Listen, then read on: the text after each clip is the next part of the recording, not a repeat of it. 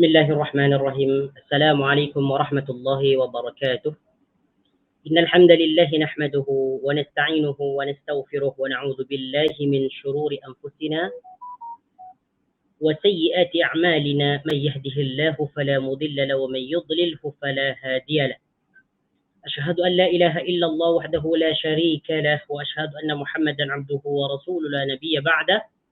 اللهم صل وسلم على نبينا محمد وعلى آل محمد كما صليت على إبراهيم وعلى آل إبراهيم إنك حميد مجيد، وبارك على محمد وعلى آل محمد كما باركت على إبراهيم وعلى آل إبراهيم إنك حميد مجيد. اللهم لا سهل إلا ما جعلته سهلا وتجعل الحزن إذا شئت سهلا. رب اشرح لي صدري ويسر لي أمري واحلل عقدة من لساني يفقه قولي. أما بعد. Ikhwani wa akhwati fillah, azani Allah wa iyyakum. Tuan-tuan, puan-puan yang dirahmati oleh Allah Subhanahu wa taala. Alhamdulillahi rabbil alamin. Kita diberikan nikmat yang sangat agung oleh Allah Subhanahu wa taala, iaitu nikmat sihat dan nikmat masa yang sangat luas. Sehingga dengan nikmat yang telah diberikan oleh Allah Subhanahu wa taala kepada kita, kita dapat mempergunakannya dalam hal kebaikan, iaitu menuntut ilmu, terkhususnya mempelajari tentang kepelbagaian baginda Nabi sallallahu alaihi wasallam yang berkaitan dengan kejadian, iaitu sifat khalqiyah dan sifat khuluqiyah, iaitu akhlak baginda Nabi sallallahu alaihi wasallam. Ikhwani wa akhwati fillah, azani Allah wa iyyakum. Insyaallah taala pada kesempatan kali ini kita akan sambung pelajaran kita, iaitu Asy-Syama'il Al-Muhammadiyah, itu kitab yang menjelaskan tentang kejadian dan akhlak baginda Nabi sallallahu alaihi wasallam. Insyaallah taala kita akan sambung kepada hadis yang ke 238. Nah, insyaallah taala hadis yang ke 238 yaitu yang berkaitan dengan babul mizah, iaitu gurau baginda Nabi sallallahu alaihi wasallam. Jadi baginda Nabi sallallahu alaihi wasallam juga suka bergurau, tetapi berguraunya baginda Nabi sallallahu alaihi wasallam adalah hak, iaitu kebenaran. Bukan baginda Nabi sallallahu alaihi wasallam bergurau yang dibangun di atas kedustaan, tetapi apa yang diucapkan baginda Nabi sallallahu alaihi wasallam berupa hiburan, itu merupakan perkataan yang hak. Beza dengan kita pada masa ini, ya, apabila kita mau cerita agar kita itu ditertawakan oleh kawan-kawan kita atau orang-orang yang sekeliling kita, kadang kita itu berkata dusta, ya, sehingga dengan perkataan dusta itu dapat dapat mengakibatkan dosa kepada kita. Nah, tetapi baginda Nabi sallallahu alaihi wasallam, apa yang diucapkan, apa yang diguraukan oleh baginda Nabi sallallahu alaihi wasallam merupakan kebenaran. Kita tengok ni sebagaimana yang sudah dijelaskan pada minggu lepas, ketika baginda Nabi sallallahu alaihi wasallam memanggil khadamnya yang bernama Anas bin Malik, beliau berkata, ya zal udhunain. Wahai orang yang mempunyai dua telinga. Tengok ni. Anas dipanggil oleh baginda Nabi sallallahu alaihi wasallam, ya zal udhunain. Wahai orang yang mempunyai dua telinga. Dua telinga, kan? Dua telinga. Dua telinga ini merupakan perkataan yang benar, tidak dusta. Beza kalau kita mengatakan wahai orang yang mempunyai satu telinga. Nah, itu adalah dusta. Tetapi baginda Nabi sallallahu alaihi wasallam mengatakan, ya zal udhunain. Wahai orang yang mempunyai dua telinga. Ini bermaksud yang pertama, udhunain di sini adalah kebenaran. Setiap orang mempunyai dua telinga. Kemudian yang kedua, Anas merupakan khadam baginda Nabi sallallahu alaihi wasallam yang berkhidmat selama 10 tahun. Ini maknanya Anas bin Malik itu mendengarkan setiap apa yang diucapkan oleh baginda Nabi sallallahu alaihi wasallam kepada Anas. Jadi walaupun perkataan ini, ya, atau panggilan ini mengandung mengandung gurauan, ya, bergurau, tetapi perkataan ini adalah benar. Tetapi ini adalah perkataan benar. Baik. Sekarang kita sambung kepada hadis yang ke 238. Hadis yang ke-237 ini menjelaskan daripada Abu Hurairah, dia berkata bahawa sahabat itu bertanya kepada baginda Nabi sallallahu alaihi wasallam. Mereka kata, "Ya Rasulullah, wahai Rasulullah, innaka tuda'ibuna." Ini kata para sahabat. Ya, sebagaimana sahabat itu mengetahui bahwasanya baginda Nabi sallallahu alaihi wasallam adalah orang yang agung, orang yang mulia, akhlaknya begitu bagus, begitu cantik, begitu elok. Tetapi para sahabat bertanya, "Innaka tuda'ibuna?" Kata para sahabat, "Baginda, engkau ni bergurau dengan kita, nak gurau dengan kita?" Apa jawaban baginda Nabi sallallahu alaihi wasallam? "Inni la aqulu illa haqqan." Iya, aku ni memang bergurau, tetapi apa yang aku ucapkan itu adalah kebenaran. Nah, kemudian kita sambungkan kepada hadis yang ke-238, yaitu hadis yang dibawakan oleh sahabat yang mulia Anas ibn Malik, khadam baginda Nabi sallallahu alaihi wasallam. Apa kata dia? An Anas bin Malik anna rajulan istahmala Rasulullah sallallahu alaihi wasallam faqala inni hamiluka ala waladi naqatin. Faqala ya Rasulullah ma asna'u bi waladi naqah. Faqala sallallahu alaihi wasallam wa hal talidul ibila illa an-nuq. Ya. Kalau kita tengok ni dalam terjemahan dia hadis yang ke-231. Hadis yang ke-231.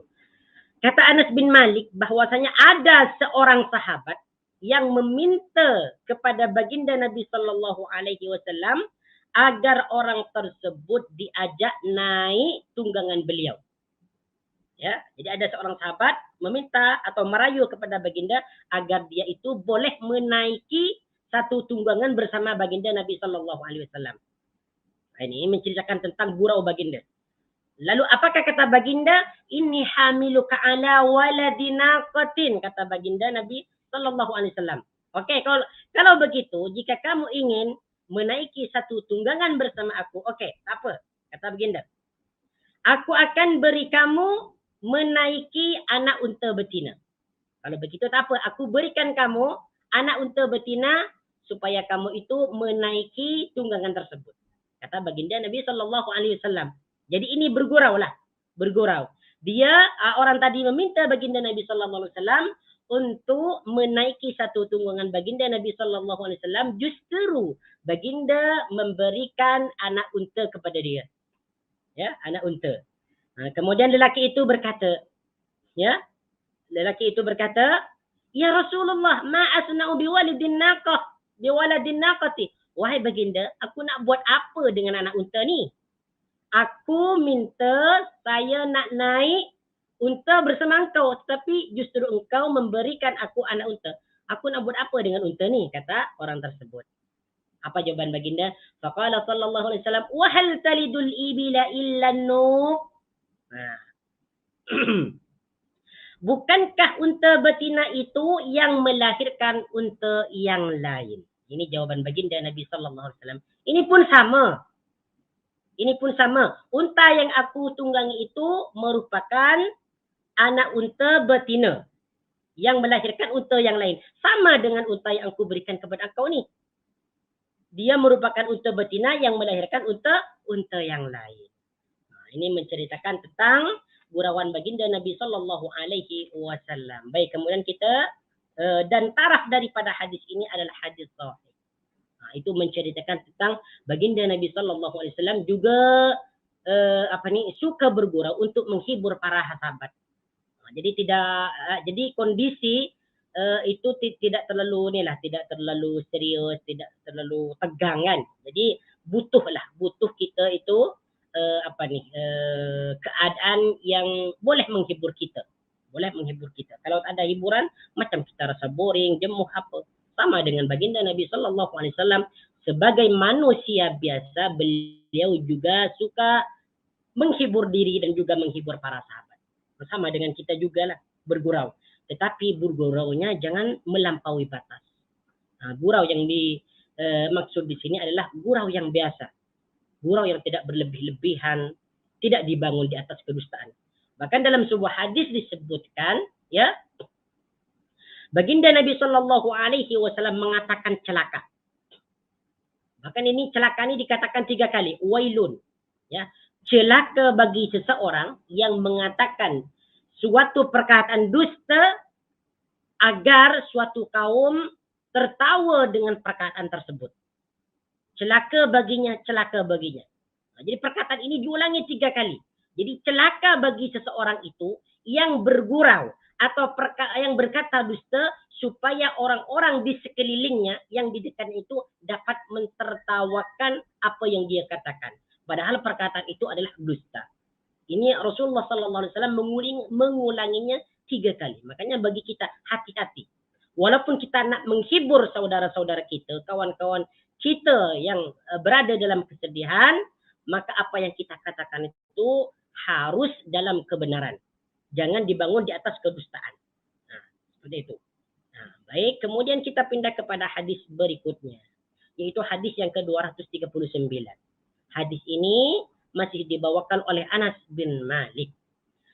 An Anas bin Malik anna rajulan min ahli al-badiyah kana ismuhu Zahiran wa kana yuhdi ila an-nabiy sallallahu alaihi wasallam hadiyatan min al-badiyah فيجهزه النبي صلى الله عليه وسلم إذا أراد أن يخرج فقال النبي صلى الله عليه وسلم إن زاهرا باديتنا ونحن حاضرون. Ini masih dalam bab al-mizah, yaitu guraunya baginda Nabi sallallahu alaihi wasallam. Daripada Anas bin Malik, ya, bahwasanya seorang lelaki daripada kampung. Nah, jadi ada seorang sahabat yang datang daripada kampung. Kana ismuhu Zahir, namanya Zahir. Nah, jadi seorang lelaki yang datang daripada kampung ini namanya Zahir. Wa kana yuhdi ila Nabi sallallahu alaihi wasallam hadiyatan minal badiyah. Dan orang lelaki tersebut yang datang dari kampung itu membawa hadiah. Hadiah ini merupakan hadiah kampung lah. Nah, macam kita sekarang mungkin dia bawa makanan kampung, makanan masakan ubi ke apa kan sebagainya. Nah, itulah. Jadi dia membawa suatu hadiah. Tak tahu hadiah itu. Hadiah itu berupa apa? Wallahu ta'ala. Wallahu ta'ala alam. Ya. Jadi orang lelaki tersebut mendatangi baginda Nabi SAW membawakan hadiah lalu diberikan kepada baginda. Fayuhajjizuhu Nabi SAW idza arada an yakhruj. Kebiasaan baginda Nabi SAW apabila beliau itu diberikan hadiah, maka baginda membalasnya dengan hadiah yang lebih baik. Ya, membalasnya dengan hadiah yang lebih baik. Kita tengok nih. Kemudian baginda Nabi sallallahu alaihi wasallam menyiapkan hadiah untuk diberikan kepada orang lelaki tersebut apabila dia mau balik kampung. Jadi orang tersebut diberikan hadiah oleh baginda Nabi sallallahu alaihi wasallam, diberikan hadiah juga. Faqala Nabi sallallahu alaihi wasallam, baginda berkata, baginda bersabda, "Inna Zahiran badiyatuna wa nahnu hadiruh." Sesungguhnya Zahir itu adalah anak kampung kita. Maksudnya Zahir itu merupakan kebanggaan atau anak kampung yang kami banggakan, kata baginda Nabi sallallahu alaihi wasallam. Wa nahnu hadiruhu, sedangkan kami adalah orang-orang bandar dia. Kita tengok terjemahan dia. Dan kita adalah pembekal barangan kota untuknya. Kota di sini maksudnya bandar. Maksudnya kami ini merupakan orang-orang yang tinggal di bandar untuknya. Ya, untuknya. Wa kana sallallahu alaihi wasallam yuhibbuhu. Tengok ni. Wa kana rajulan damiman. Baginda Nabi sallallahu alaihi wasallam sangat menyukai orang tersebut. Jadi sangat menyukai Zahir ni. Walaupun dia itu adalah orang kampung. Orang kampung ni penampilannya, keadaan dia biasa-biasa saja kan. Kita tengok biasanya ada perbezaan antara orang kampung dengan orang bandar ni, memang ada perbezaan sikit lah. Ada kelainan sikit. Orang kampung, orang bandar ni memang dia sangat bersih, ya, sangat terjaga tubuhnya, bajunya dan sebagainya. Penampilan dia lebih okey, biasanya lebih okey lah, lebih rapi, lebih kemas. Tetapi orang kampung ni biasa-biasa saja. Bajunya dia biasa, bahkan dia memakai baju yang sehari-hari dia pakai untuk bekerja. Penampilannya daripada dia biasa-biasa saja. Biasa saja. Tetapi baginda Nabi sallallahu alaihi wasallam sangat menyukai Zahir ni. Menyukai. Wa kana rajulan damiman. Sedangkan ya tengok ni. Wa kana rajulan zamiman. Zahir ni dia memiliki wajah yang tidak elok, yang tidak comel. Ya, yang tidak menarik. Anggaplah dia ni tak seberapa okey lah. Mungkin dia ya boleh dikatakan jelek atau buruk-buruk lah. Tidak menarik. Ya, tidak menarik. Not interesting ya, tidak menarik. Fa'atahu an-nabiy sallallahu alaihi wasallam yawman wa huwa yabi'u mata'ahu. Ni tengok ni. Fa'atahu an-nabiy sallallahu alaihi wasallam, pada suatu hari baginda Nabi sallallahu alaihi wasallam mendatangi Zahir. Ini lain cerita lah, lain cerita.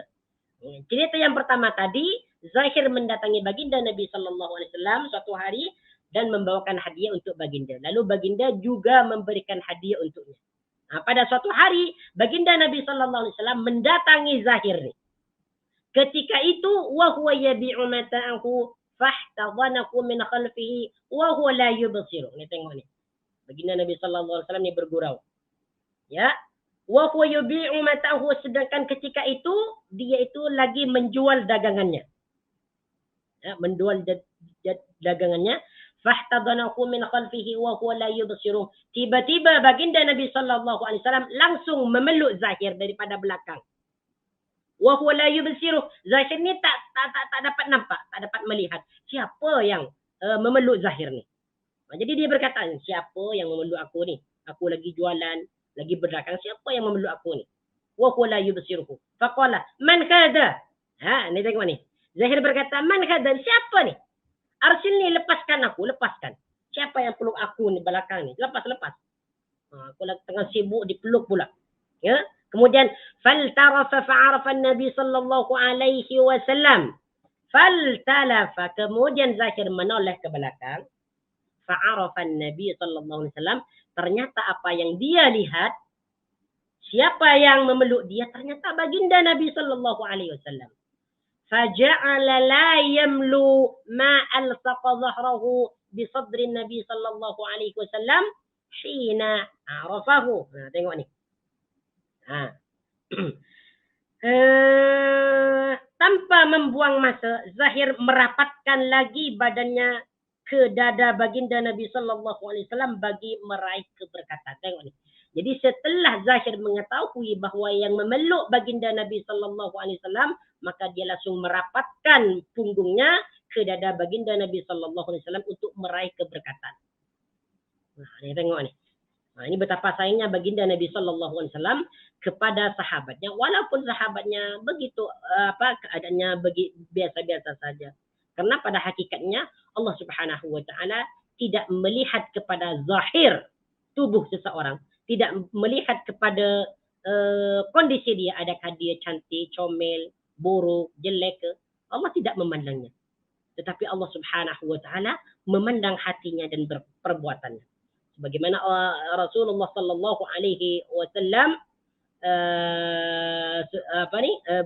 bersabda dalam hadis riwayat Muslim, yaitu hadis yang ke-4651, innallaha la yanzuru ila suwarikum wa amwalikum walakin yanzuru ila qulubikum wa a'malikum.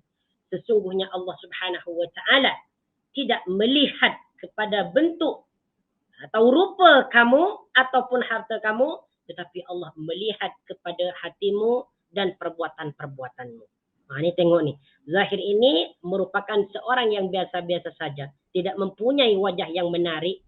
Dia adalah orang kampung, tetapi dia hatinya baik, dicintai baginda Nabi sallallahu alaihi wasallam sehingga Rasulullah sallallahu alaihi wasallam memeluknya dari belakang. Masya-Allah, tabarakar rahman. Siapalah yang tidak bahagia? Siapalah yang tidak beruntung apabila dia peluk oleh orang yang sangat mulia di dunia ini, yaitu baginda Nabi sallallahu alaihi wasallam. Kita saja ingin memimpikan baginda Nabi sallallahu alaihi wasallam dalam tidur kita, tetapi kita tidak dapat. Apalagi kalau kita diberikan kesempatan untuk dipeluk oleh baginda Nabi sallallahu alaihi wasallam. Masya-Allah, tabarakar rahman. Semoga kita ni nanti di yaumil qiyamah mendapat syafaat baginda Nabi sallallahu alaihi wasallam dan dimasukkan ke dalam syurga bersama beliau. Insya-Allah. Kadang kita ni kalau tengok cerita baginda, kalau dengar cerita baginda, tidak terasa kita meneteskan air mata. Kalau kita melihat perjuangan beliau, bagaimana beliau itu memperjuangkan agama Islam, menyebarkan agama Islam ke dunia ini. Masya Allah, tabarakar rahman. Tetapi banyak pula orang yang menghina baginda Nabi Sallallahu Alaihi Wasallam, sama ada dari orang kafir ataupun orang Islam itu sendiri. Masih ada yang menghina.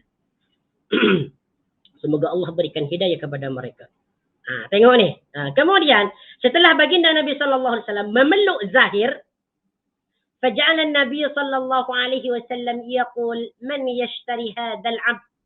Ini bergurau. Lalu baginda Nabi Sallallahu Alaihi Wasallam berkata kepada para sahabat, "Man yashtari hadzal 'abd?" Siapa yang nak beli budak ini? Siapa yang nak beli orang ini? Al-'abdu itu maknanya hamba saya. Tetapi Zahir ini bukan hamba saya, dia adalah orang yang merdeka. Tetapi maksud baginda Nabi Sallallahu Alaihi Wasallam, hamba yang dimaksud abdun di sini adalah hamba Allah. Dia bergurau kepada Zahir. Siapa yang nak beli orang ini? Kata Nabi Sallallahu Alaihi Wasallam, faqala ya Rasulullah, mendengar perkataan Nabi, mendengar tawaran Nabi, ya, Zahir berkata, ya Rasulullah, idan wallahi tajiduni kasitan. Wahai baginda Nabi Sallallahu Alaihi Wasallam,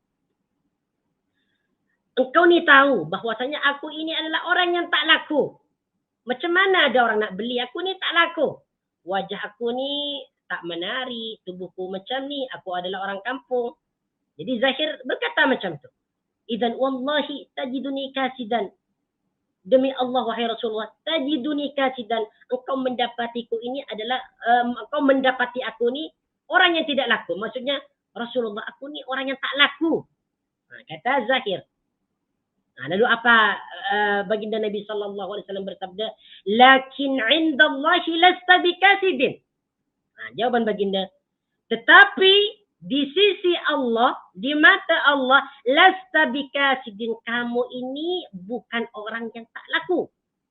Kamu ini mahal di sisi Allah Subhanahu wa ta'ala. Ini merupakan perkataan baginda Nabi Sallallahu Alaihi Wasallam kepada Zahir. Jadi hadis ini berkaitan dengan hadis yang diriwayatkan oleh Imam Muslim tadi, innallaha la yanzuru ila suwarikum wa amwalikum walakinallaha yanzuru ila qulubikum wa amalikum. Jadi apa yang dilihat, yang dipandang dan dinilai oleh Allah Subhanahu wa taala adalah hati, yaitu akhlak, budi pekerti, keimanan, ketakwaan, kebaikan. Itulah yang dinilai oleh Allah Subhanahu wa taala.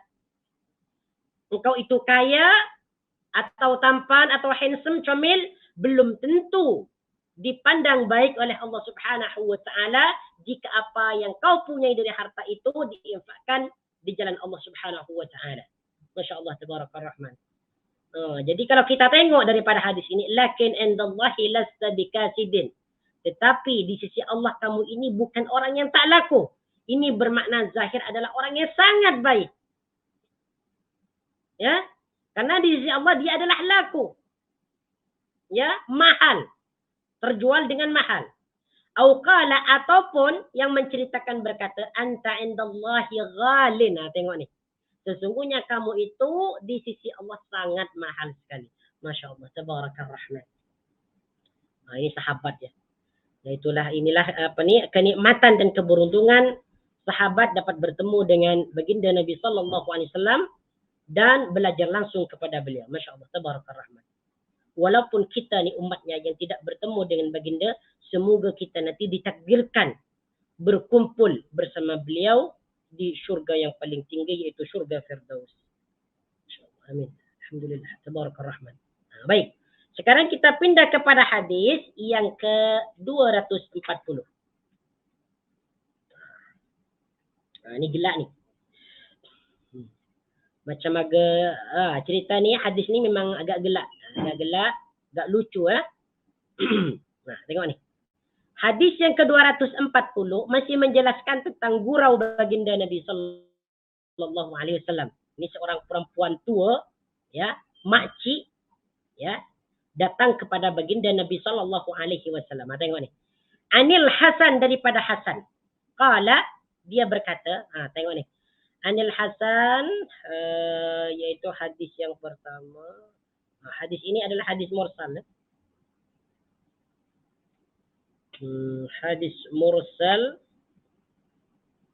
tetapi tarafnya hasan. Boleh kita gunakan untuk berhujjah lah. Walaupun hadis ini mursal. Sebab hadis ini terus dikatakan oleh seorang tabi'in tanpa menyebutkan sahabat. Kalau kita mengikut silsilatul rawi, sepatutnya dalam hadis itu sebelum dikatakan oleh seorang tabi'in ada sahabat yang mengatakan sebelumnya. Tetapi di sini hadisnya hadis mursal karena langsung dikatakan oleh tabi'in, yaitu Al-Hasan. Anil Hasan, daripada Al-Hasan, dia berkata, atadud ila Nabi sallallahu alaihi wasallam, bahwa suatu hari baginda Nabi sallallahu alaihi wasallam kedatangan seorang makcik yang sangat tua. Ada perempuan yang sangat tua mendatangi baginda Nabi sallallahu alaihi wasallam lalu berkata, "Ya Rasulullah, wahai baginda, ud'u Allah an yudkhilanil jannah." Doakan aku agar aku ini dimasukkan ke dalam surga. Masya Allah. Minta doa kepada baginda Nabi sallallahu alaihi wasallam agar dia dimasukkan ke dalam surga. Dia tidak minta doa untuk diberikan harta yang banyak, untuk dijadikan orang yang mulia di dunia, tetapi apa yang dia minta yaitu al-jannah, surga. Kenapa dia minta surga? Karena surga itu merupakan kehidupan yang hakikatnya, yang nyata, ya. Karena kenikmatan dunia itu adalah sedikit. Wa mal hayatud dunya, kata Allah, wa mal hayatud dunya illa mata'ul ghurur. Ya, kenikmatan dunia itu hanyalah dunia perkara senda gurau. Bersenda gurau atau permainan. Wal akhiratu khairul liman ittaqa, sedangkan akhirat itu lebih baik bagi orang yang bertakwa. Di mana orang yang bertakwa kepada Allah Subhanahu wa taala akan diberikan balasan surga, dan surgalah itu adalah tujuan kita, ya, tujuan kita. Ya, tujuan kita. Jadi makcik tersebut mendatangi baginda minta didoakan untuk masuk surga. Tetapi apa yang terjadi sekarang? Yang terjadi sekarang ini banyak atau ramai orang yang pergi kepada orang yang alim. Nah, tengoklah kalau kita di negeri seberang sana, banyak orang pergi ke tempat-tempat keramat, ataupun tempat-tempat dukun, bomo, ataupun dia pergi kepada seseorang yang alim, yang mempunyai ilmu. Tetapi apa yang dia minta? Yang mereka minta adalah supaya mereka itu dikabulkan hajatnya di dunia, yaitu agar urusan dunianya, urusan hartanya dimudahkan oleh Allah Subhanahu wa taala. Ini merupakan perkara yang mubah, yang boleh-boleh saja.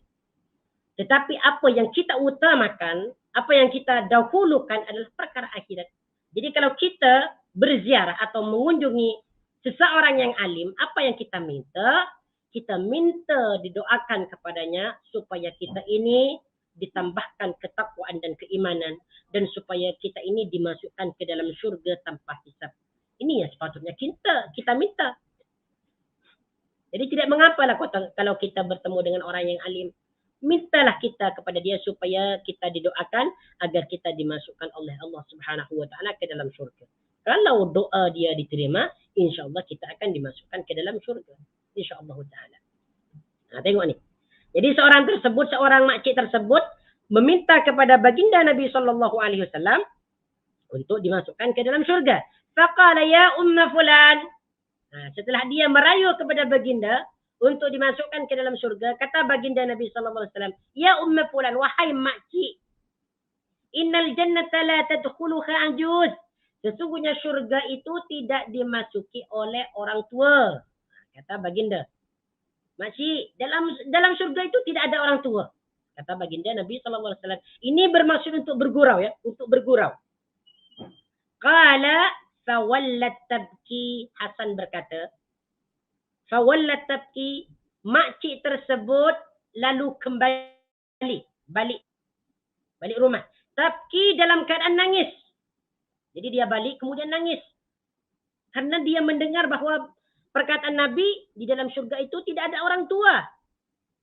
Faqala, maka baginda Nabi sallallahu alaihi wasallam ketika melihat makcik tersebut berlinangan air mata, kata baginda Nabi sallallahu alaihi wasallam menyuruh sahabat, "Akhbiruha annaka la tadkhuluha wa hiya ajuzun."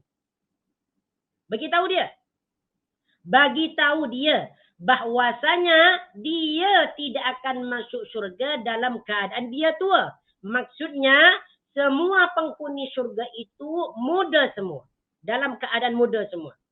Ya, yang perempuan itu dalam keadaan seperti orang apa? Seperti orang darah tidak mempunyai apa namanya ya. Nah, tengok ni. Akhbiruka annaka la tadkhuluha wa hiya anjuzun. Inna Allah Ta'ala yaqul inna ansha'nahunna insha'a faj'alnahunna abkara uruban atraba. Surah Al-Waqi'ah ya. Nah, tengok ni.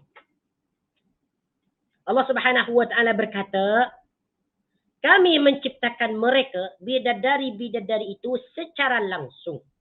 Lalu kami jadikan mereka perawan-perawan, anak dara, penuh cinta dan sebaya umurnya. Tengok ni. Jadi kata baginda Nabi SAW bahwasanya di syurga itu tidak ada orang tua. Semua penghuni syurga itu muda. Yang lelaki muda, yang perempuan mudi. Ya, muda-mudi. Pemuda dan pemudi. Ya, dan rata-rata umur mereka semua berapa? Yaitu 33 tahun. Ini umurnya penghuni syurga. Sebagaimana yang disebutkan dalam hadis yang diriwayatkan oleh Imam Ahmad. Ya, yaitu dalam Al-Musnad hadis yang ke 22.106. Boleh ceklah dalam Musnad Ahmad. Ya, An-Nabi SAW bersabda, yadkhulu ahlul jannatil jannatah. Bahwasanya ahli syurga itu masuk ke dalam syurga jurdan murdan, yaitu tidak mempunyai bulu-bulu dada. Bulu-bulu dada dan juga bulu-bulu dahi. Tidak ada bulu-bulu dah. Ya.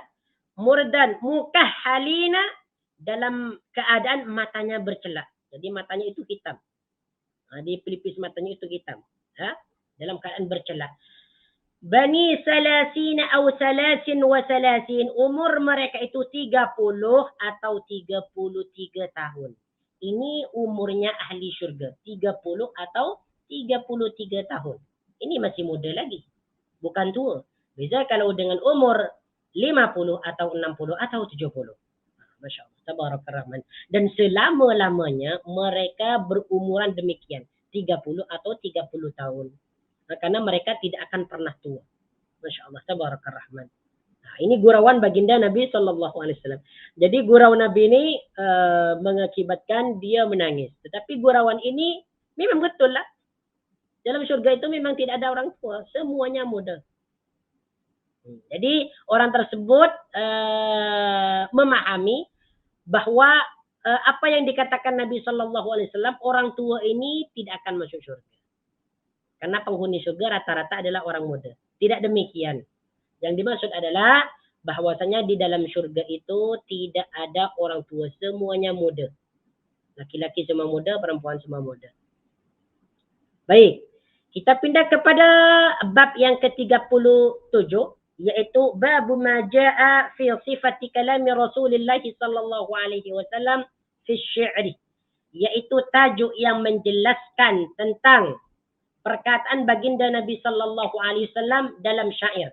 Maksudnya bab ini menjelaskan tentang syair baginda Nabi sallallahu alaihi wasallam. Baginda Nabi sallallahu alaihi wasallam juga menyukai kalimat-kalimat syair. Ya, kalimat-kalimat syair.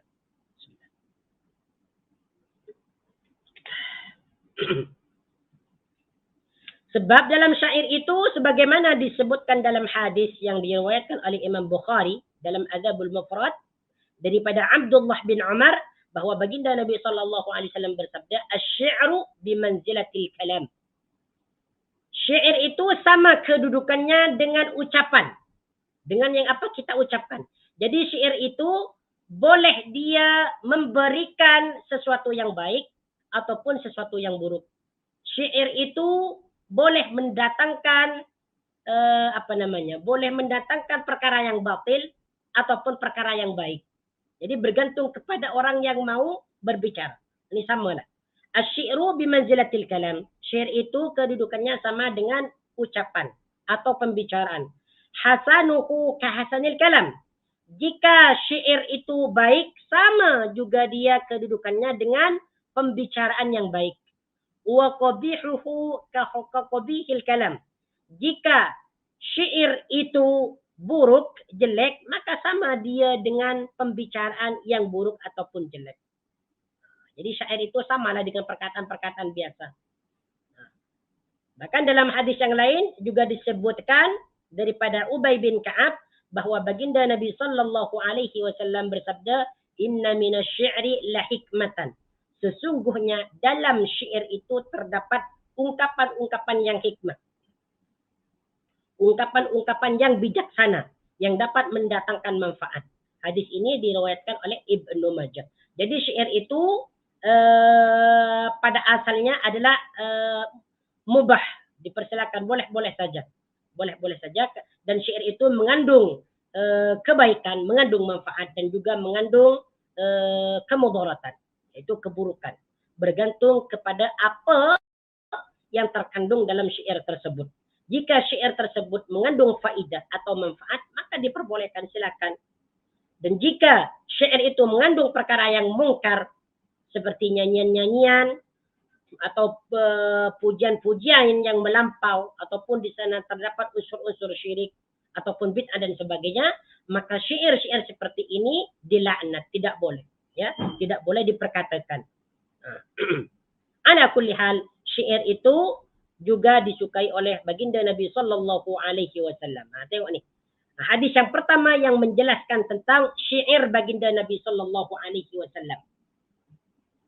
Hadis ini diriwayatkan oleh Aisyah radhiyallahu anha. Qalat, dia berkata, qila laha, ada seseorang yang bertanya kepada Aisyah, hal kana an-nabiy sallallahu alaihi wasallam yatamassalu bi syai'in min asy-syi'ri. Kalau kita tengok dalam terjemahan dia, yaitu hadis yang ke-234, muka surat 269. Ya.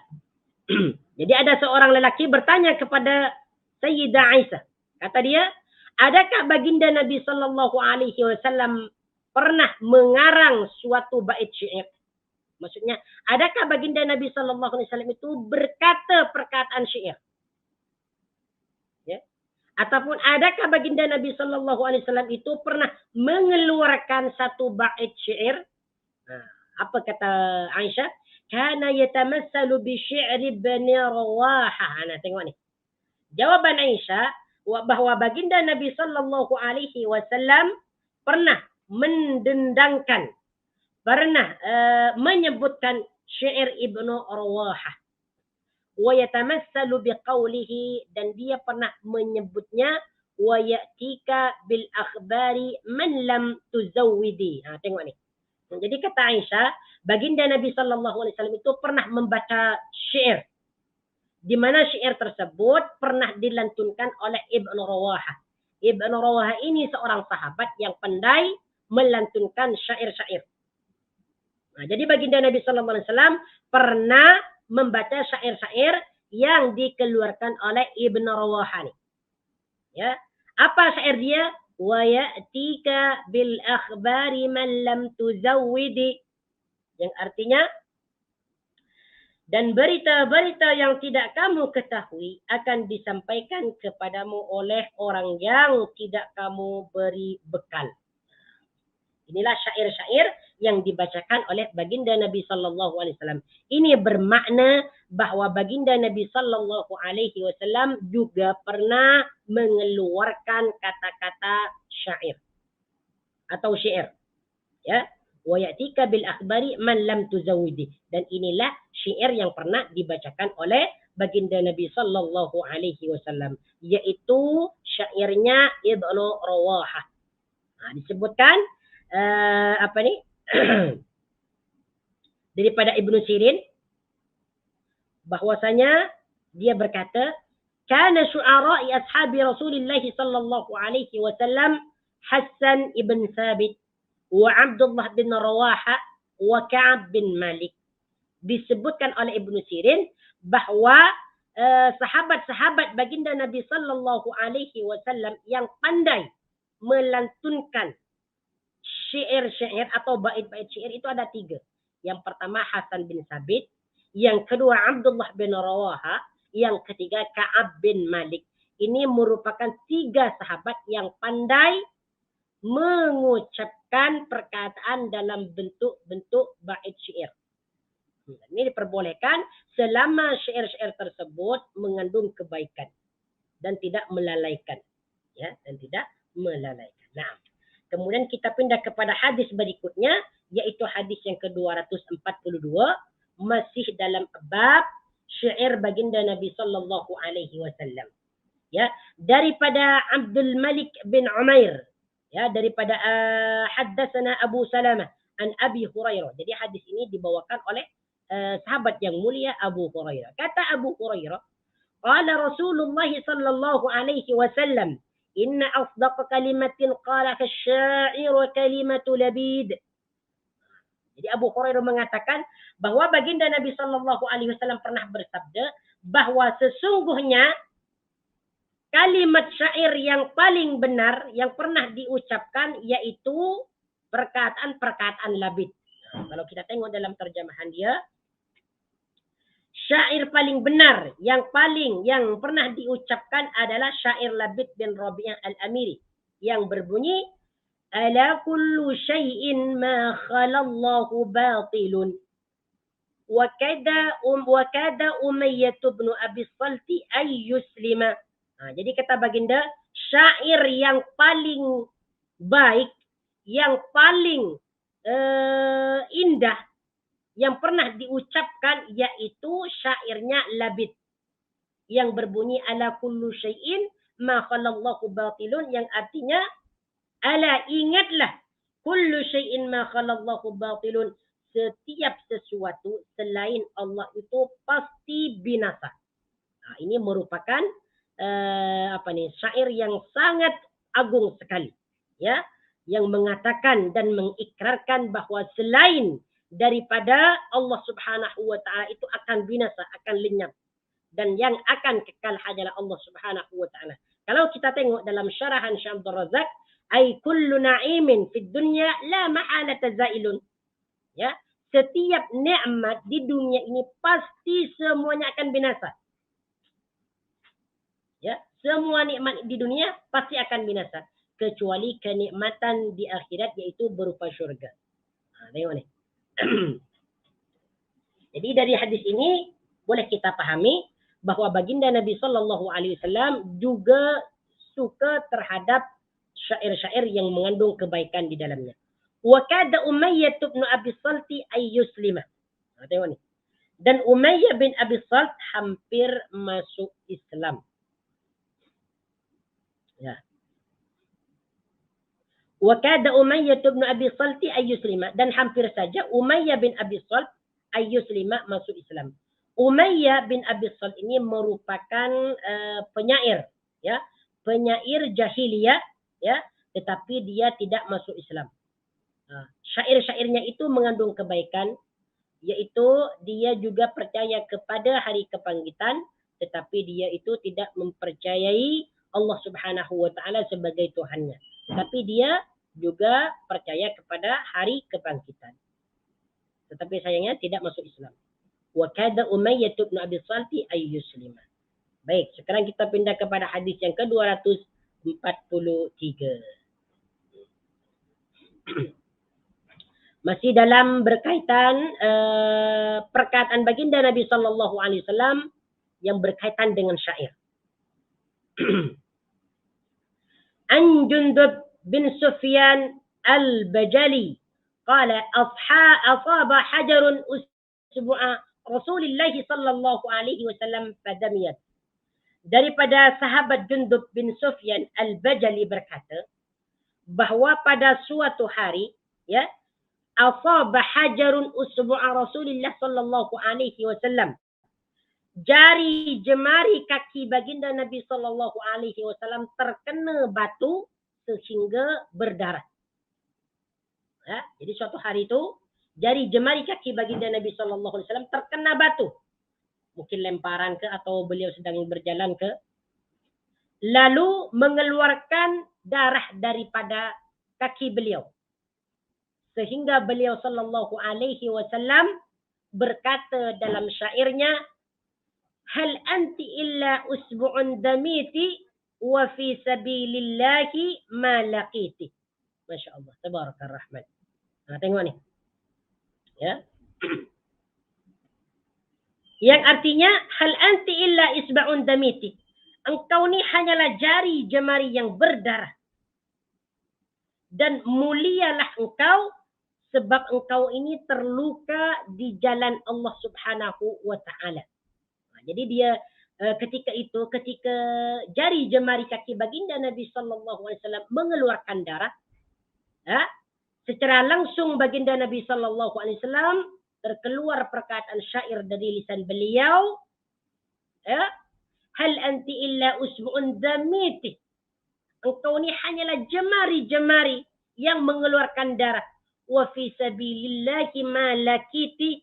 Sungguh mulia kamu karena darah yang kamu keluarkan itu fi sabilillahi, di jalan Allah Subhanahu wa taala. Ini tengok nih, syairnya baginda Nabi sallallahu alaihi wasallam penuh dengan makna. Dia di dalamnya terdapat maksud dan manfaat yang baik, ya, yang baik.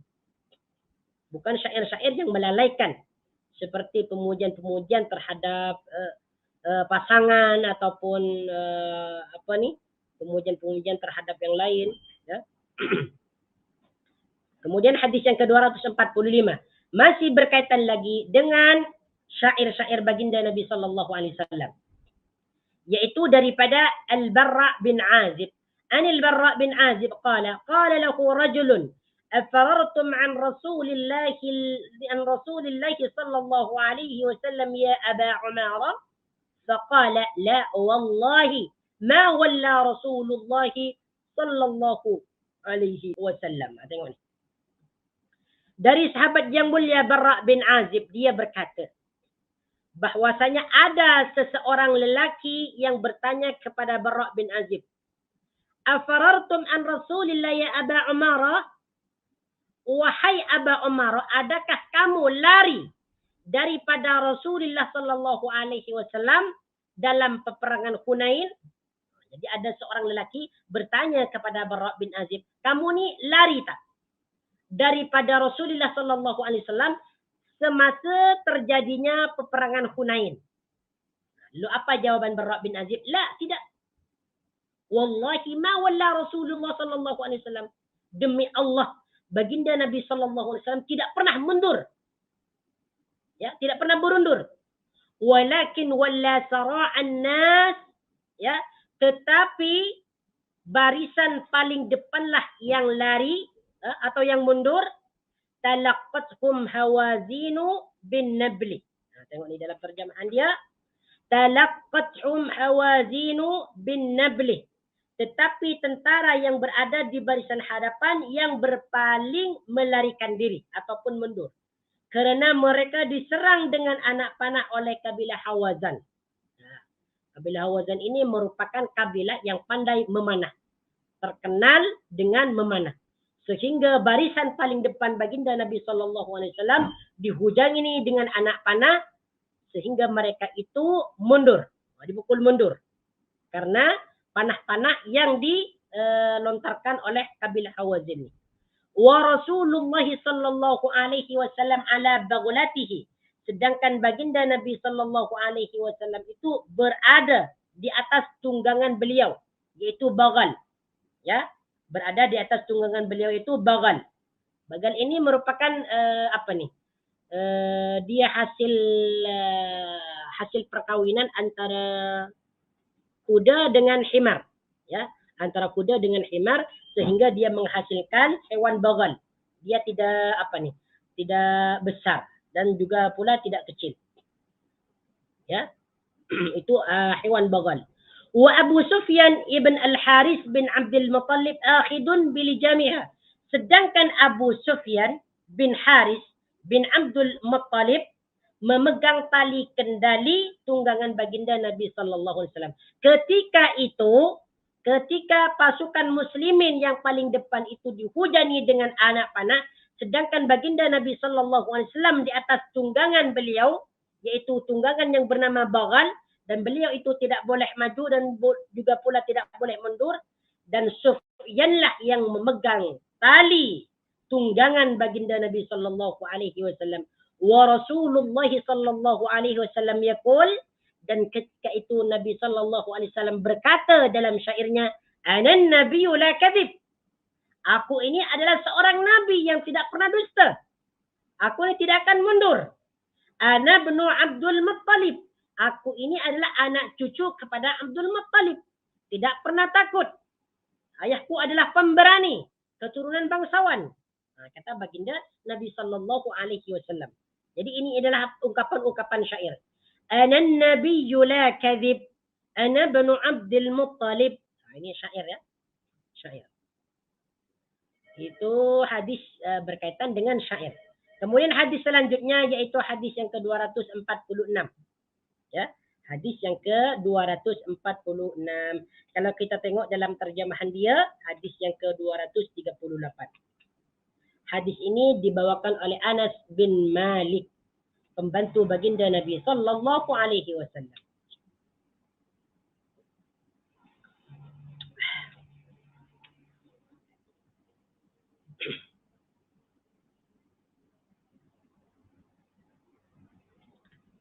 An Anasin, daripada Anas, anna Nabi sallallahu alaihi wasallam dakhala Makkah, bahwa sesungguhnya baginda Nabi sallallahu alaihi wasallam memasuki kota Mekah fi umratil qada'i, yaitu dalam ketika umrah qada. Jadi baginda Nabi sallallahu alaihi wasallam memasuki Mekah untuk melaksanakan umrah qada.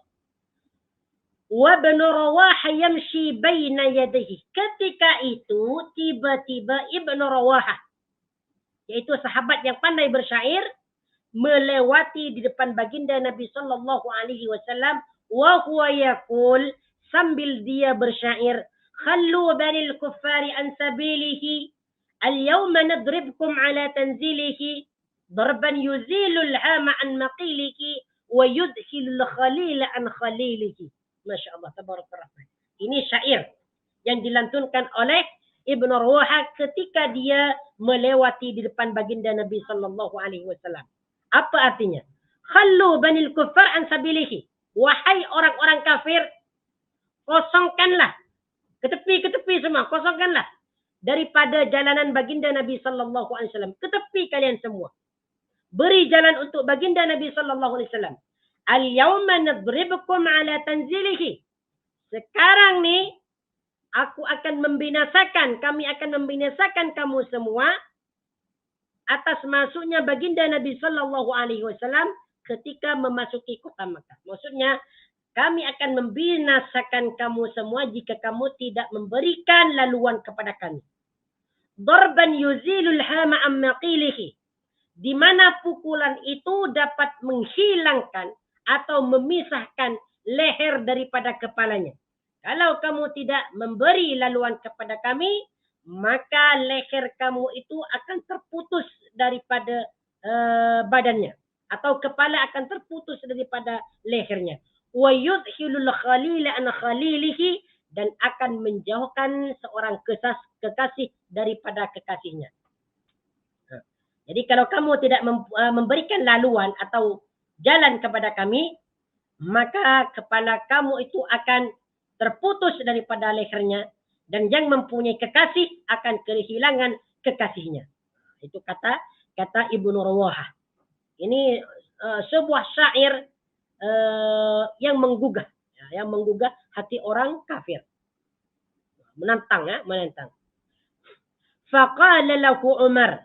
Tiba-tiba Umar berkata kepada dia. Umar marah kepada Ibn Rawaha, ya, sebab baginda Nabi sallallahu alaihi wasallam memasuki Mekah untuk mengerjakan umrah qada. Tiba-tiba Ibn Rawaha melihat lewat atau lalu di depannya sambil bersyair. Jadi Umar itu melihat Ibn Rawaha ini dalam keadaan marah.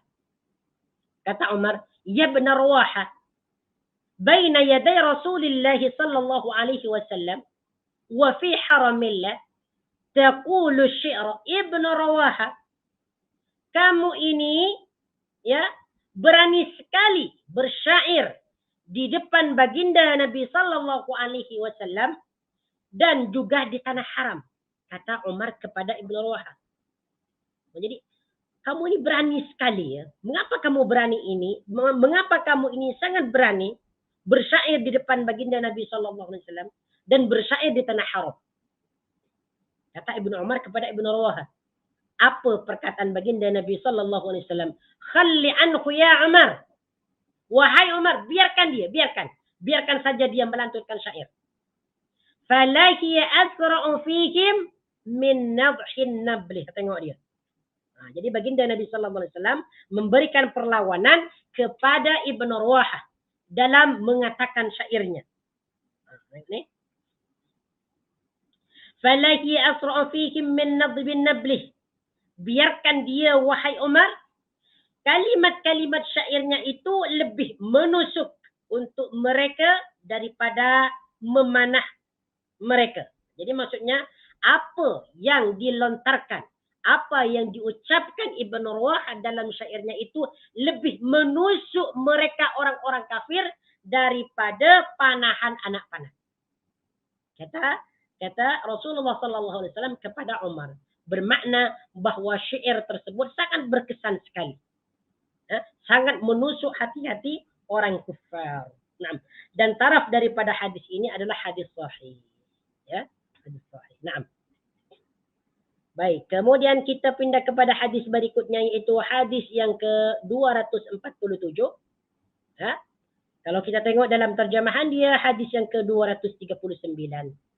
Daripada Jabir bin Samurah qala, dia berkata, جلست النبي صلى الله عليه وسلم أكثر من 100 مرة.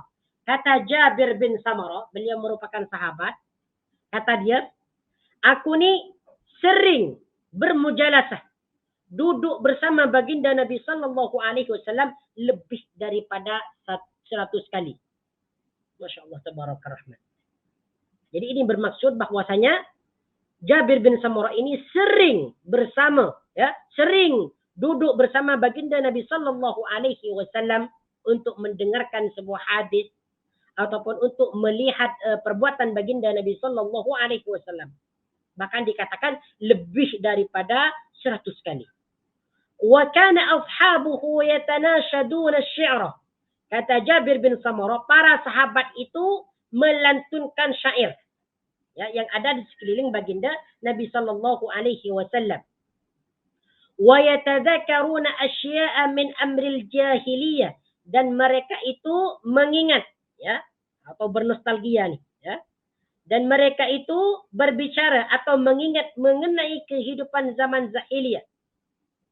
Wa huwa sakitun, sedangkan baginda Nabi Sallallahu Alaihi Wasallam itu diam. Wa rubbama tabassama ma'ahum, dan sekali-sekalanya tersenyum bersama mereka. Ya, jadi kata Samurah, ya, Jabir bin Samurah, bahwasanya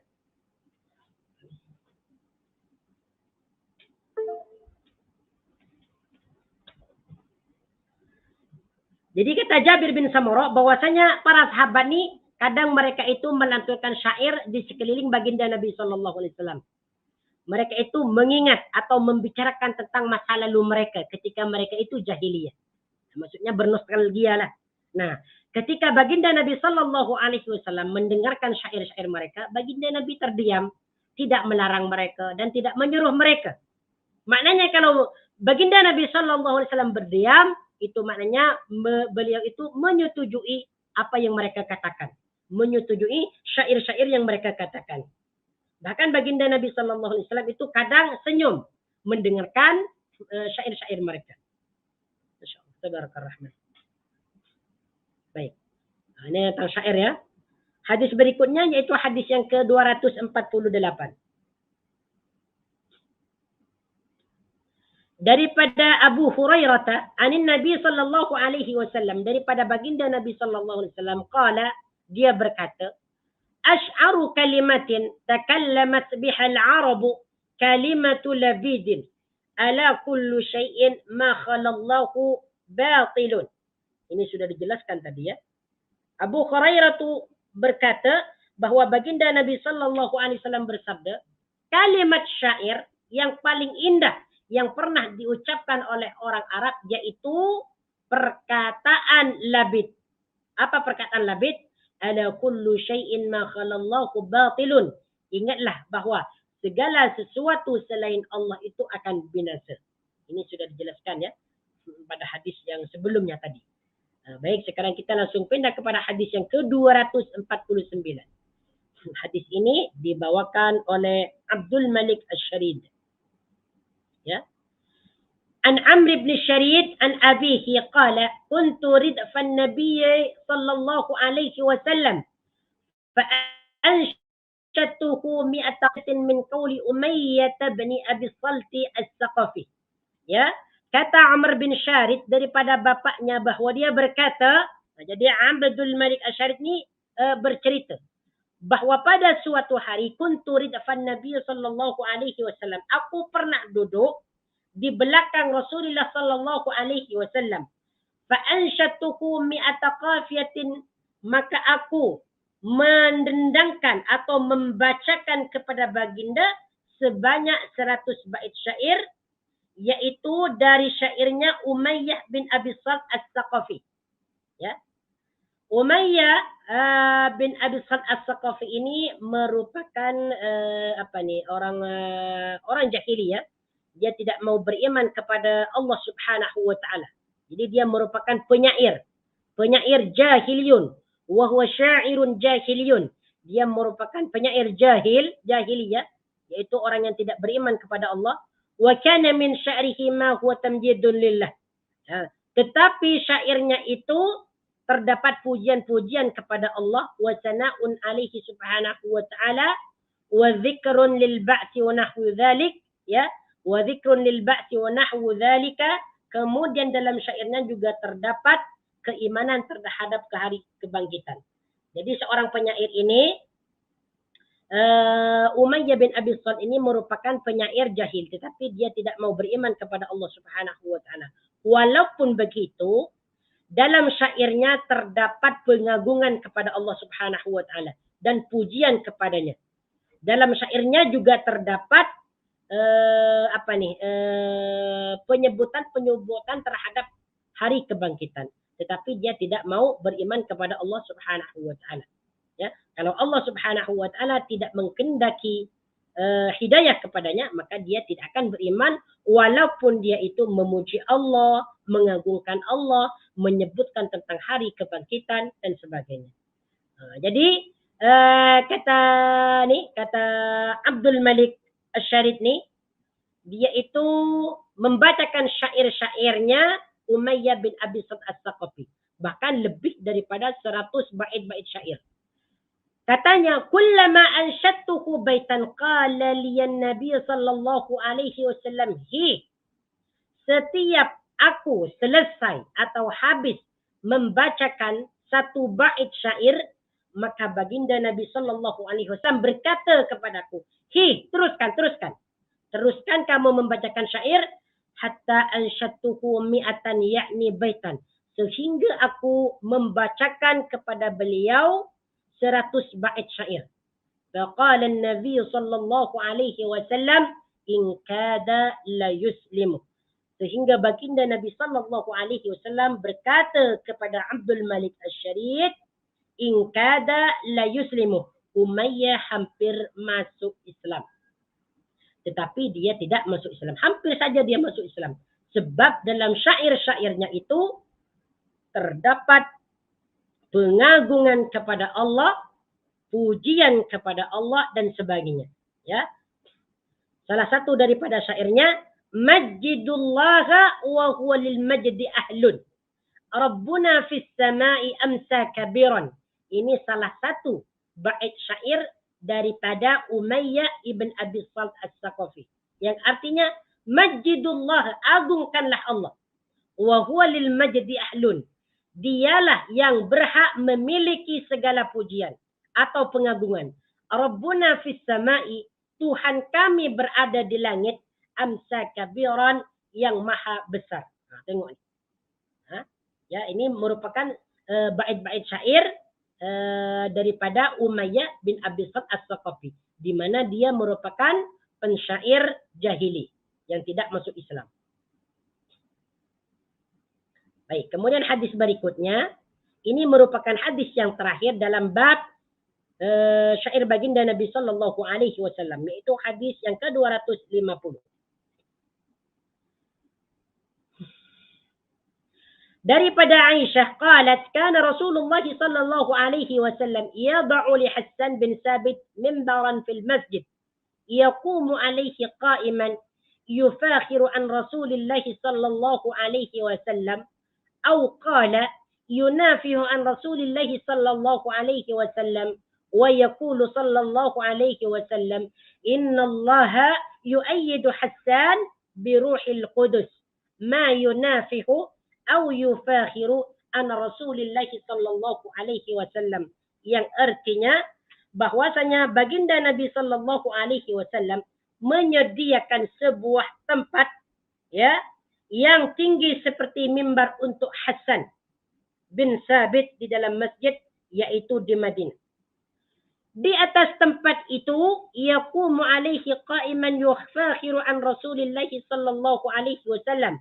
Beliau berdiri meluangkan keagungan dan kehebatan Rasulullah sallallahu alaihi wasallam. Atau qala yunafihu an Rasulillah sallallahu alaihi wasallam, atau mempertahankan Rasulullah sallallahu alaihi wasallam daripada penghinaan kaum musyrikin. Wa yaqulu, dan beliau bersabda, innallaha, sesungguhnya Allah, ya, yu'ayyidu Hassan bi ruhil qudus, memberi kekuatan kepada Hassan melalui Roh Kudus, yaitu malaikat Jibril, ma yunafihu, semasa beliau mempertahankan Rasulullah, ya, au yufakhiru an Rasulillah, daripada penghinaan kaum musyrikin, au yufakhiru an Rasulillah, atau semasa beliau melakukan kehebatan Rasulullah sallallahu alaihi wasallam. Hadis ini bertaraf hasan. Ini hadis yang terakhir yang berkaitan dengan syair baginda Nabi sallallahu alaihi wasallam. Tengok ni. Sekarang kita pindah kepada bab yang ke-38. 38 ini penting juga untuk kita pelajari, yaitu bab ma jaa fi kalami Rasulillah sallallahu alaihi wasallam fi samari, yaitu tentang tajuk yang berkaitan dengan pembicaraan, dengan bualan baginda Nabi sallallahu alaihi wasallam di waktu malam. Jadi dalam bab yang ke-38 ini menjelaskan tentang perbualan, ya, perbualan baginda Nabi sallallahu alaihi wasallam di waktu malam. Sebagaimana yang dijelaskan dalam banyak hadis, bahwasanya baginda Nabi sallallahu alaihi wasallam tidak menyukai tidur sebelum waktu Isya dan tidak menyukai berbicara atau berbual selepas Isya. Ulama bersepakat bahwasanya hukum bercakap atau berbicara setelah Isya itu makruh. Makruh, tidak diharamkan. Cumanya apabila ada keperluan ataupun sesuatu yang sangat bermanfaat untuk dibicarakan, maka berbual atau berbicara setelah Isya itu diperbolehkan. Ya, itu diperbolehkan. Namun yang terjadi pada saat ini, yaitu orang-orang Islami biasanya setelah sholat Isya mereka itu tidak terus tidur, tetapi mereka itu masih pergi ke tempat-tempat minum, masih mencari angin segar di luar sana, ataupun masih seimbang dengan kawan-kawan dan sebagainya. Inilah merupakan musibah yang terjadi pada saat ini. Ya, sebaiknya hal ini itu dijauhkan, ya, dijauhkan. Kecuali kalau kita itu mempunyai urusan yang sangat penting atau urusan yang sangat bermanfaat, membawa kebaikan, maka itu merupakan salah satu daripada ketaatan dan perbuatan baik.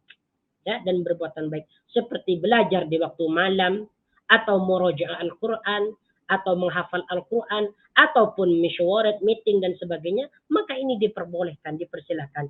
Tetapi apabila tidak ada manfaat, maka selepas salat Isya dianjurkan terus tidur. Jangan berbual ataupun berkata-kata, kecuali ada keperluan. Nah, maka dalam bab ini akan dijelaskan tentang perbualan baginda Nabi sallallahu alaihi wasallam di waktu malam, di waktu malam.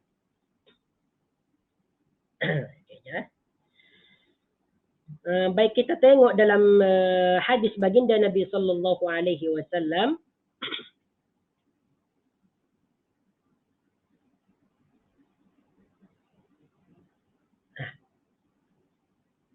Ini hadisnya tadi ya. Yaitu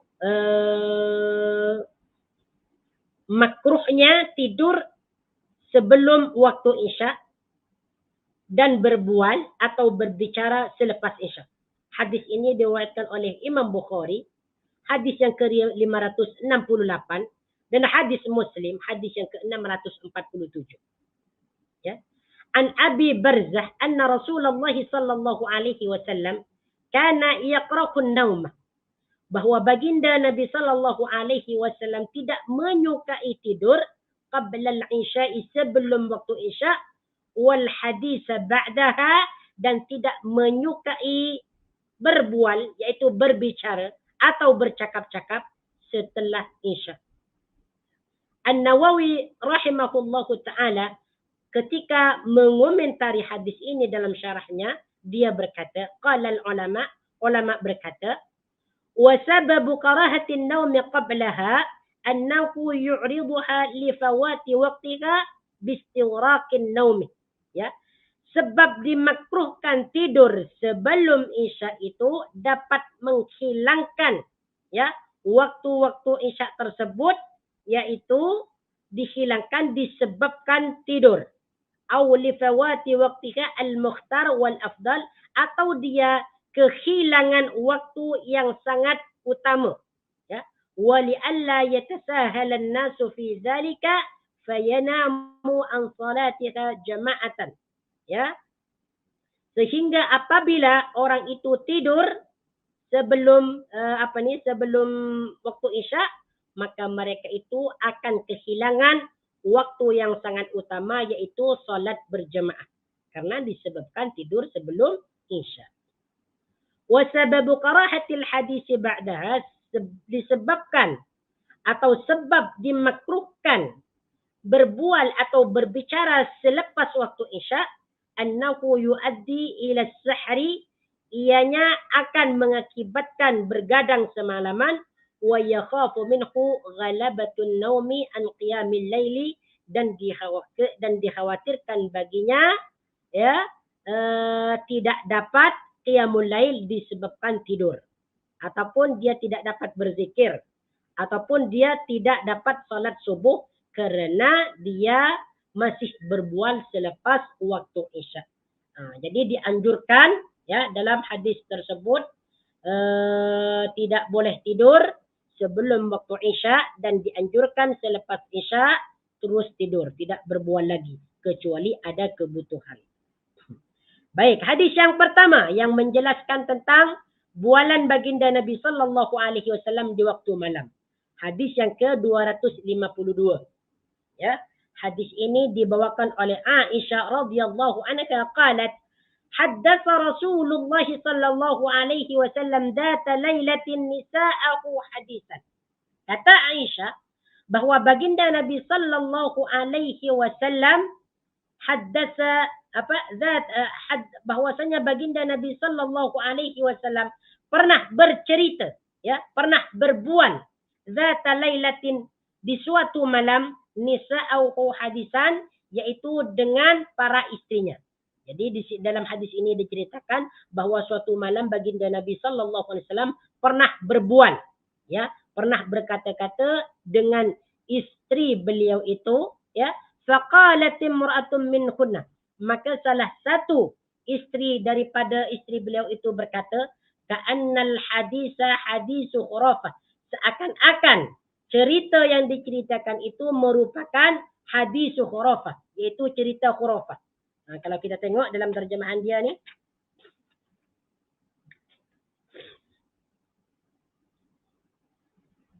seorang istri baginda berkata, perbualan ini seperti perbualan khurafah. Ya, apa itu khurafah? Rasulullah sallallahu alaihi wasallam membalas. Ya. Faqala atadruna ma khurafah. Jadi baginda Nabi sallallahu alaihi wasallam berkata, atadruna ma khurafah? Adakah kamu itu semua tahu apa yang dimaksud khurafah? Inna khurafata kana rajulan min udratah أثرته الجن في الجاهلية فمكث فيهم دهرا ثم ردوه إلى الإنس فكان يحدث الناس بما رأى فيهم من الأعاجيب فقال الناس حديث خرافة. Nah, tengok ni. Jadi Nabi sallallahu alaihi wasallam bertanya kepada istri-istri beliau, adakah kamu itu mengetahui apa yang dimaksud khurafah? Ya. Lalu baginda Nabi menjelaskan, inna khurafata, sesungguhnya khurafah, kana rajulan min udrata, yaitu nama seorang lelaki daripada kabilah Uzrah. Nah, jadi khurafah itu merupakan nama seorang lelaki daripada Uzrah. Asarathul jinnu fil jahiliyah, di mana khurafah tersebut pernah tinggal bersama jin, ya, selama setahun. Ya, jadi Uzrah ini, jadi khurafah ini pernah bertinggal tempat dengan jin selama 1 tahun. Jadi Uzrah apa nih? Khurafah tinggal dengan jin selama 1 tahun. Ya. Atau dahran ini kalau kita tengok dalam terjemahan dia bersama jin dalam jangka yang masa lama, ya, yang masa lama.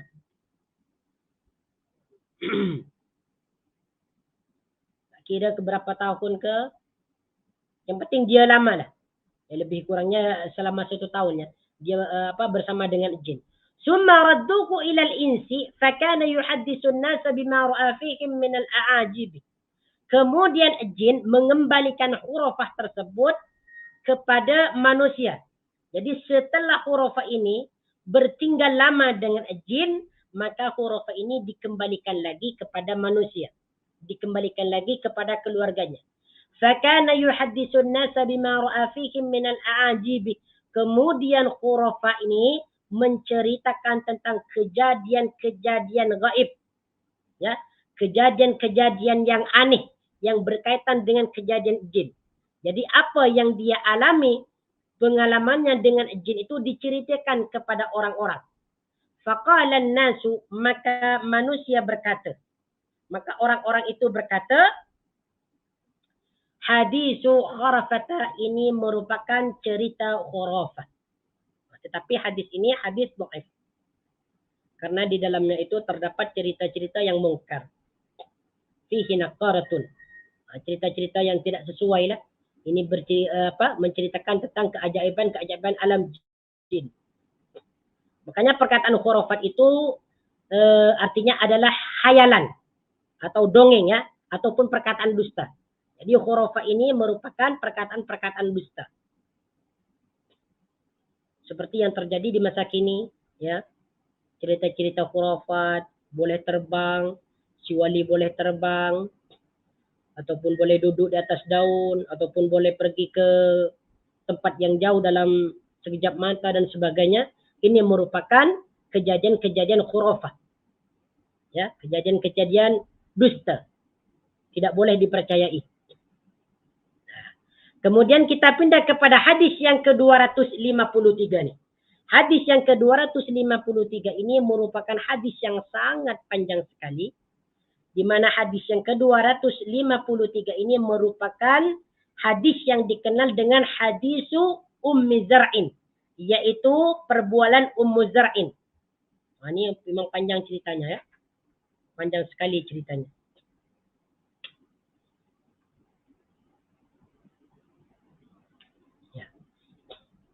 Dan hadis ini dibawakan oleh Aisyah radhiyallahu anha. An Aisyah qalat jalasat 11 imra'atan fata'ahadna wa ta'aqadna alla yaktumna min akhbari azwajihinna syai'a. Aisyah berkata bahwasanya jalasat 11 imra'atan, 11 orang wanita duduk dan berbual-bual. Jadi Aisyah ini menceritakan bahwa terdapat 11 orang perempuan itu duduk bersama, bercerita bersama. Fata'aqadna wa ta'aqadna, mereka berjanji dan bersepakat alla yaktumna min akhbari azwajikinna syai'a, agar mereka itu tidak menyimpan atau menyembunyikan satu pun perihal suami mereka. Jadi yang ke-11 orang ini duduk bersama, bercerita bersama. Mereka ini sepakat untuk tidak menyembunyikan satu apapun mengenai suami mereka. Jadi yang ke-11 orang ini menceritakan perihal suami mereka. Bercerita tentang kebaikan mereka, keburukan mereka. Jadi apa-apa yang berkaitan dengan suami mereka, mereka ceritakan. Ya, mereka ceritakan. Yang pertama, ini wanita yang pertama berkata, faqalatil ula, wanita yang pertama berkata, zawji lahmu jamalin ghassin ala ra'si jabalin wa'arin la sahlin fayurtaqa wa la saminun fayuntaqal. Ya, yang pertama berkata, ini wanita pertama nih, salah satu daripada wanita yang ke-11. Suamiku bagaikan daging unta kurus. Masya Allah, tabarakallah rahman. Ini keburukan suaminya dia bicarakan. Dia utarakan kepada orang lain. Suamiku tuh bagaikan daging yang unta, bagaikan daging unta yang kurus. Tubuhnya maksudnya nih, tubuhnya tidak menarik. Ya, tidak menarik tubuhnya. Mungkin dia terlalu kurus. Ala ra'si jabalin wa'arin, yang tinggal di puncak gunung berbatu-batu. Maksudnya sulit, ya, sulit diraih atau dia sombong, ya. La sahlun fayurtaqa, tidak ada tanah datar bagi mendekatinya.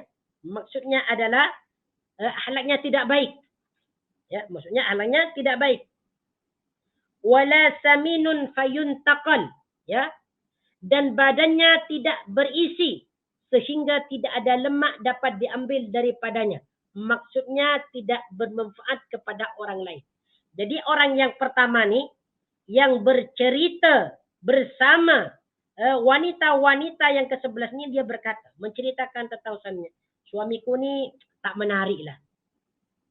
Dia tubuhnya kurus, tak comel, ya, tak kacak.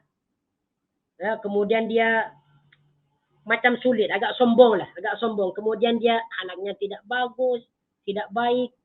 Kemudian dia tidak memberikan manfaat kepada orang lain. Ini wanita yang pertama yang bercerita kepada wanita yang ke-11 ni. Qalatis saniyah, kemudian wanita yang kedua bercerita juga. Ya, jadi ini bergantian. Yang ke-11 orang ini bergantian, bergiliran. Wanita yang kedua ni berkata, zawji la usiru abusu khabarahu. Aku tidak berani, ya, zawji la usiru. Wanita yang kedua berkata, la usiru khabaruhu. Aku tidak berani bercerita mengenai suamiku. Ini wanita yang kedua berkata demikian. Inni akhafu alla an adharahu. Aku takut diceraikan jikalau aku bercerita juga. Ya. In adhkuruhu adhkur ujarahu wa bujarahu. Tengok ni. Sama ya dengan yang ini ya. Sama dengan terjemahan. Ya. Aku takut diceraikan jikalau aku bercerita juga. Ia sama seperti aku menyebutkan urat leher dan pusatnya. Maksudnya dia memiliki keburukan luar dan dalam lah suaminya. Jadi wanita yang kedua ni dia tidak dapat berani berceritakan tentang suaminya. Karena dia takut sekali. Kalau dia bercerita, ya, sama saja wanita yang kedua ini menyebutkan keburukan luar dalamnya. Jadi sangat buruklah suami wanita yang kedua ni, sangat buruk sekali. Baik daripada zahir ataupun batin sangat buruk sekali. Kemudian qalatis salisatu, wanita yang ketiga juga bercerita tentang suaminya. Zawjil ashannaqu in antik utallik wa in askut uallik. Wanita yang ketiga ini berkata, ini macam sekejap. Tengok ni. Wanita yang ketiga berkata, suamiku kurus tinggi. Jadi katanya suamiku ini kurus tetapi tinggi. Dan tidak menarik akhlaknya. Jikalau aku mengungkapkan keburukannya, kata wanita yang ketiga ni, aku akan diceraikan. Jikalau aku diam, dia akan mengabaikanku. Seolah-olah aku tidak memiliki suami. Ini cerita daripada wanita yang ketiga. Baik. Sekarang cerita wanita yang keempat. Qalatir rabi'atu. Wanita yang keempat ni juga bercerita juga. Sebab cerita ini sehingga berapa ni ya? Sehingga 11 ya. Sehingga 11 wanita yang bercerita secara bergantian. Kata wanita yang keempat, suamiku bagaikan malam di Tihamah. Maksudnya sebuah negeri di antara pantai dan pegunungan yang memiliki cuaca yang stabil. Ya. Ya.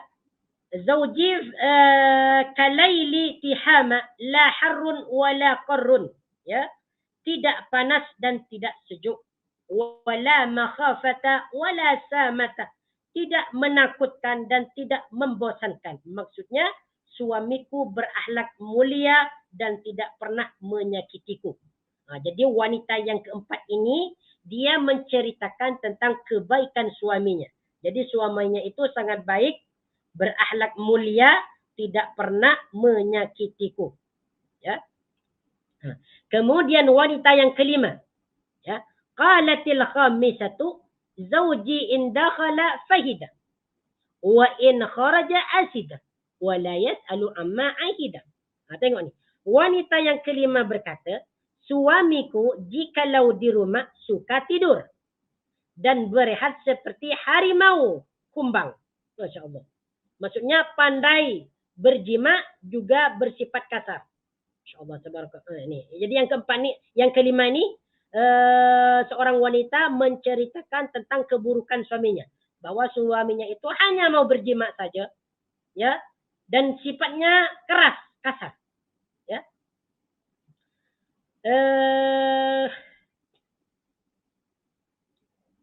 Wa in kharaja asidah.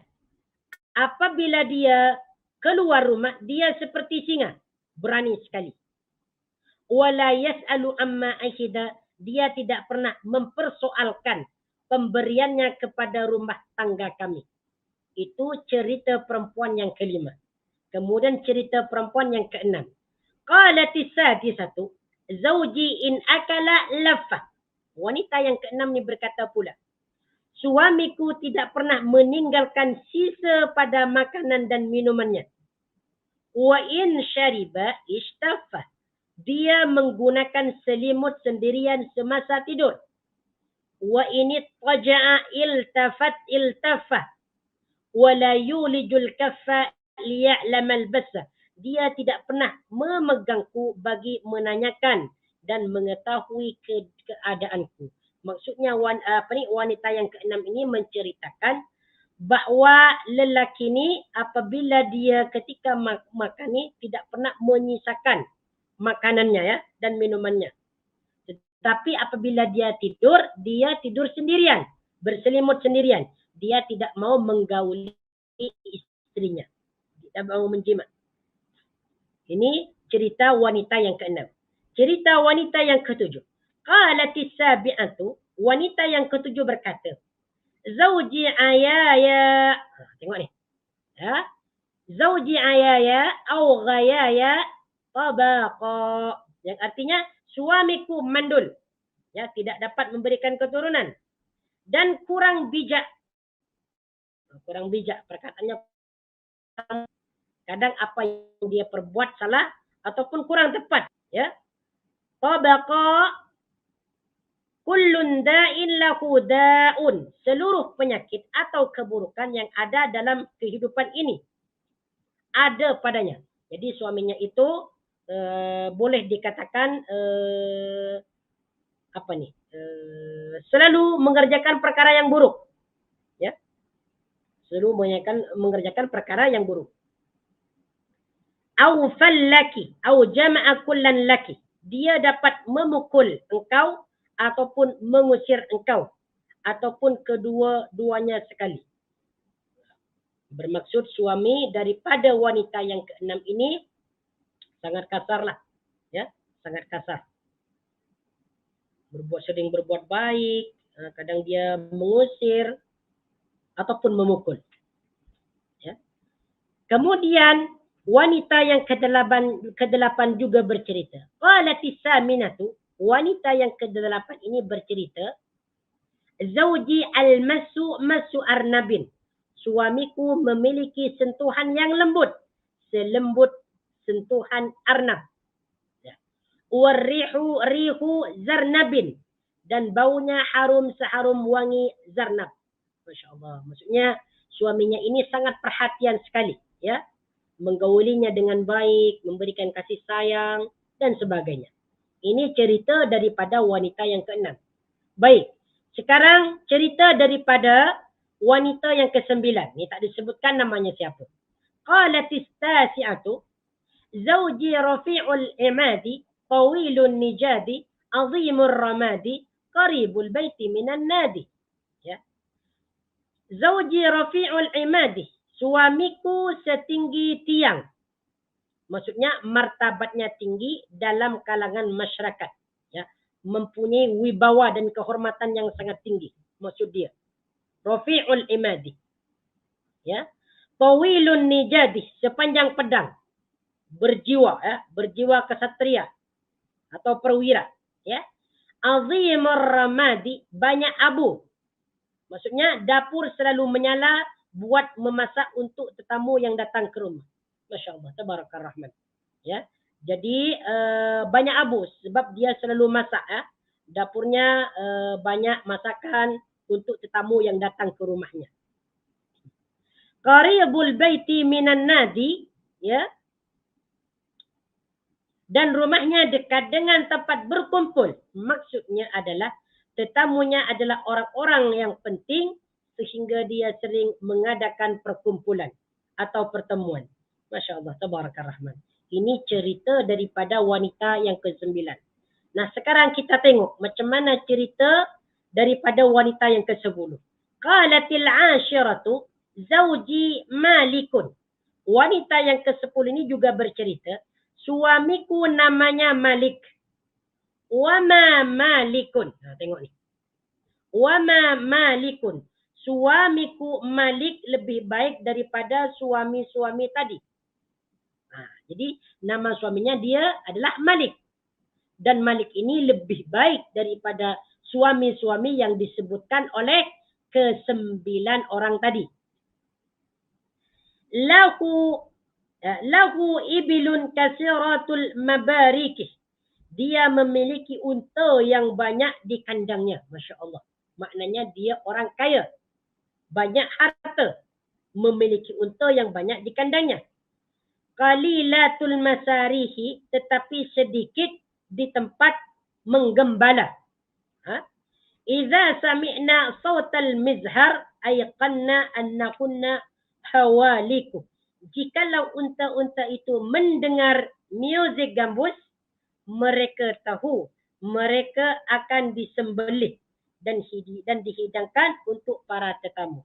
Masya Allah. Berarti wanita suami dari wanita yang ke-10 ini merupakan lelaki yang sangat kaya yang juga dermawan, ya. Sehingga apabila ada tetamu, maka haiwan tersebut, iaitu unta tersebut, disembelih untuk dihidangkan kepada tetamunya. Sekarang kita tengok perkataan atau cerita wanita yang ke-11 ni. Qalatil hadiyata asyarata. Zawji Abu Zar'in. Wanita ke-11 ini berkata, suamiku adalah Abu Zar'in. Tengok. Wama Abu Zar'in. Ya. Wama Abu Zar'in. Betapa hebatnya Abu Zar'in. Ya.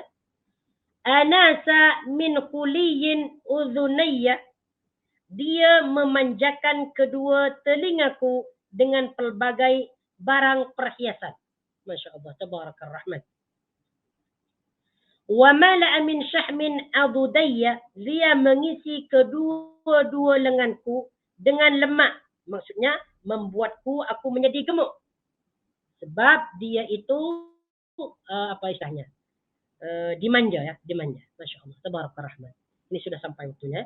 InsyaAllah ta'ala kita akan sambung pada minggu hadapan, iaitu masih lagi dalam bab dalam bab perbualan baginda Nabi sallallahu alaihi wasallam di waktu malam. InsyaAllah ta'ala pada minggu hadapan, InsyaAllah kita akan sambung kepada hadis yang ke berapa ni? Iaitu 253, iaitu dalam perkataan wanita yang ke-11, iaitu perkataan Ummu Zar'in. Naam. Hada wallahu ta'ala a'lam. Semoga Allah memberikan nikmat kepada kita, nikmat sehat dan nikmat luang masa. InsyaAllah ta'ala kita akan sambung pada minggu hadapan ni. Apabila ada kebenaran, itu datangnya daripada Allah subhanahu wa ta'ala. Apabila ada kesilapan dan kesalahan, itu datangnya daripada saya sendiri. Aqulu qawli hadha astaghfirullahal azim li wa lakum. Subhanakallahumma wa bihamdika. Ashhadu an la ilaha illa anta astaghfiruka wa atubu ilaik. Wa sallallahu ala sayyidina Muhammad wa ala alihi wa sahbihi. وبارك وسلم تسليما كثيرا والحمد لله رب العالمين. السلام عليكم ورحمة الله وبركاته.